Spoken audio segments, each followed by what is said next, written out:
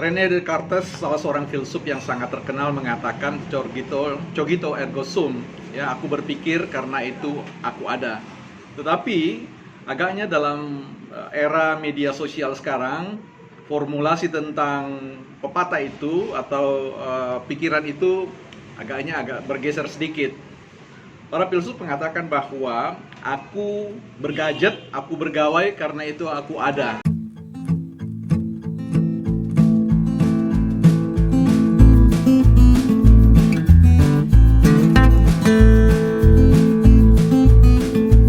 Salah satu hal yang harus dipahami terkait dengan realitas sosial media ini adalah sebuah platform baru, ruang yang tidak bisa diidentifikasi atau dikenali sebagai ruang maya, ya. Eksistensi tentang sosial media itu yang kita kenal dengan Facebook, Twitter, YouTube, dan yang lain-lain, itu adalah ruang sosial yang sifatnya adalah real, sekalipun dia kita sebut sebagai ruang media sosial maya, tetapi sebenarnya eksistensi atau keberadaannya itu dapat disentuh, dapat diidentifikasi, dapat dikenali, dan dapat dirasakan, bahkan memberikan impact atau dampak yang nyata bagi kehidupan sosial kita bersama. Ketika Anda bersosial media, perhatikan baik-baik bahwa eksistensi atau keberadaan diri kita dalam ruang media sosial itu bukan sekedar kita berbicara tentang impresi atau kesan yang ingin kita tunjukkan atau perlihatkan kepada orang lain. Ya, the most important, ya, hal yang paling penting yang teman-teman perlu perhatikan adalah bagaimana memberikan impact atau dampak positif bagi kehidupan orang lain, atau yang kita sebut dengan memberikan nilai tambah. Ketika mereka mengakses atau menonton video kita, maka kehidupannya tidak sama lagi seperti sebelumnya. Artinya Anda mampu membawa atau mengungkit, meleverage kehidupan mereka ke tingkatan yang lebih baru, yang lebih powerful. Itu pesan yang harus diperhatikan ketika teman-teman bereksistensi di dalam ruang sosial media. Jangan lupa bahwa keberadaan sosial media itu adalah ruang yang sifatnya netral, ya. Sosial media, apapun aplikasinya, Facebook, Twitter, WhatsApp, dan YouTube itu sendiri adalah aplikasi kanal yang sifatnya tidak memihak siapapun, ya, tidak memihak yang sifatnya pada isu-isu keberpihakan pada agama, keberpihakan pada suku, pada kelompok atau golongan tertentu. Setiap orang dalam ruang media sosial itu adalah aset, ya, adalah aset, artinya punya nilai di mana bisa memberikan efek yang besar bagi kehidupan Anda sendiri dalam semua dimensi, termasuk di situ dimensi finansial. Jadi ketika Anda perform di dalam ruang sosial media atau eksis dalam ruang sosial media, sebenarnya Anda sedang menghubungkan keberadaan diri Anda sebagai aset dan juga kepada audiens atau penonton Anda, viewer Anda sebagai aset pula. Nah, ketika aset bertemu dengan aset, ya, kepentingan, kebutuhan bertemu, maka yang tercipta apa yang disebut dengan market atau niche, ya, ceruk pasar tersendiri. Nah, ini harusnya bisa dilihat dan dimanfaatkan oleh setiap Anda yang menggunakan sosial media sebagai salah satu platform yang meleverage atau mengangkat atau mengungkit derajat sosial Anda. Jadi pahamilah bahwa sosial media is asset, ya. Jadi tempat di mana kita semua membangun konektivitas satu dengan yang lain untuk memberikan dukungan, penguatan demi tercapainya kepentingan kita bersama. If you post on your social media, remember about this. Your posting impact your personal branding. Jadi ketika Anda memposting sesuatu di channel atau di ruang sosial media, apapun yang Anda posting itu akan memberikan dampak pada konteks meng-create atau menciptakan siapa diri Anda dalam media sosial itu.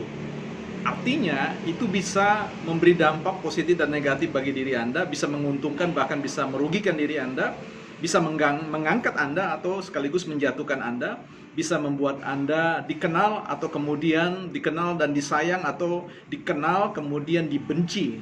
Jadi sekali lagi berhati-hatilah ketika Anda memposting sesuatu, itu semua akan kembali kepada Anda. Itu adalah gema yang Anda nyatakan seperti Anda sedang berbicara di hadapan sebuah lembah atau di lembah. Ketika Anda berteriak, maka ada echo atau ada gema yang kemudian memantul ke dalam kehidupan Anda sendiri. Jadi Anda sendirilah yang mengangkat diri Anda atau mempromosikan diri Anda atau melenyapkan tentang eksistensi Anda dalam ruang sosial. Ketika Anda memposting sesuatu, ingat baik-baik, jangan sampai postingan Anda memicu amarah orang lain, memicu rasa tidak suka orang lain, sehingga baik dalam dunia nyata, offline, Anda dikejar-kejar orang, rumah Anda dilempar batu, bahkan ketika dalam dunia batin Anda atau dalam mental Anda, pikiran Anda pun merasa sedang dikejar-kejar oleh orang-orang yang kemudian Anda sakiti. Dunia media sosial bukanlah tempat di mana Anda menyakiti orang lain. Dunia sosial atau media sosial adalah tempat di mana Anda memperluas jaringan Anda atau networking Anda dalam rangka untuk mempermudah, memberikan opportunity bagi Anda, kesempatan yang luar biasa untuk bertumbuh dan berkembang ke arah impian yang Anda inginkan.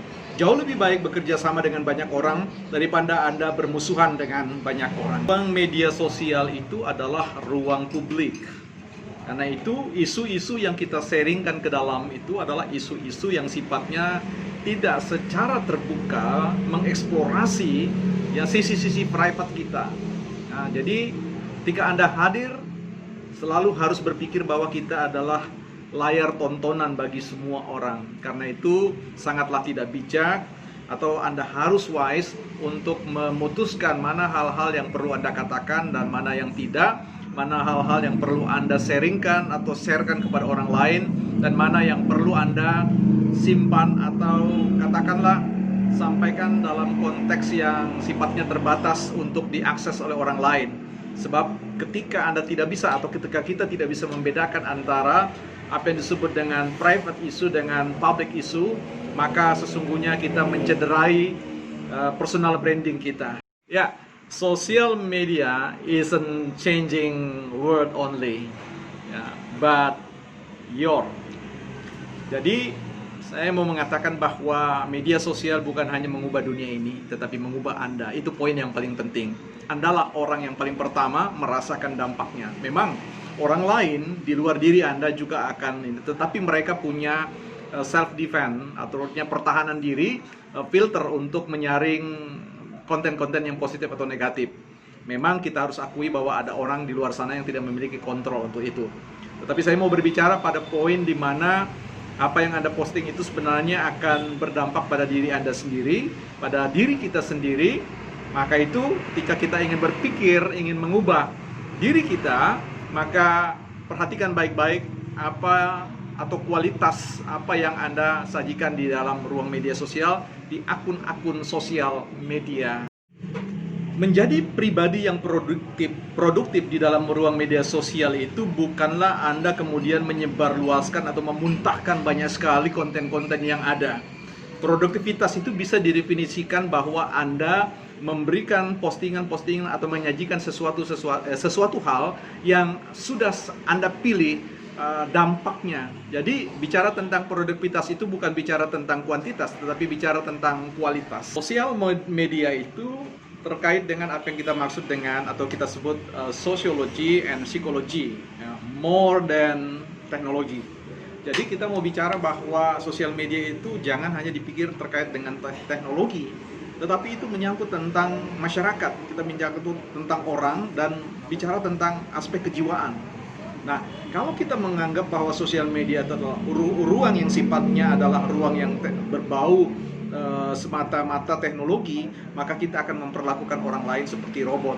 Jadi kita tidak pernah mempertimbangkan perasaan mereka, kita tidak pernah menimbang bahwa orang memiliki pikiran dan perasaan yang dapat berdampak pada pelemahan dirinya atau kemudian pada mengangkat semangat, ya, power dalam hidupnya. Jadi ketika kita memperlakukan sosial media atau memandang sosial media itu sebagai hal yang sifatnya sosiologis dan psikologis, maka Anda tentu akan sangat selektif ketika perform atau memposting sesuatu di dalam akun sosial media. Sosial media selalu ketika Anda memposting sesuatu itu akan meninggalkan apa yang disebut dengan jejak digital. Nah, jejak digital inilah yang kemudian akan menjadi semacam panduan bagi siapapun untuk mengikuti semua perjalanan kita beraktivitas di dalam sosial media seluruh perkataan kita, postingan-postingan, statement-statement kita, video-video kita itu akan dengan mudah dilacak oleh orang lain. Anda bisa bayangkan kalau kemudian Anda sliding atau tergelincir di ruang media sosial dengan kehilangan kontrol untuk bersikap etik di dalam ruang media sosial, maka percayalah bahwa statement Anda, omongan Anda, video Anda akan menjadi malapetaka bagi Anda atau bagi kita sendiri. Karena sekali lagi, dunia ruang maya itu adalah dunia yang terregulasi. Ada undang-undang yang kita biasa kenal dengan undang-undang ITE. Nah, jadi ini kita berbicara tentang regulasi internet, transaksi, dan segala hal yang ada di dalam regulasi itu. Jadi dunia media sosial itu layaknya dunia offline, layaknya dunia di mana hukum dapat menjangkau kita, hukum dapat membawa kita ke hotel Pradeo, atau undang-undang itu dapat membantu kita untuk menghindari malapetaka yang mestinya tidak perlu harus terjadi bagi kita.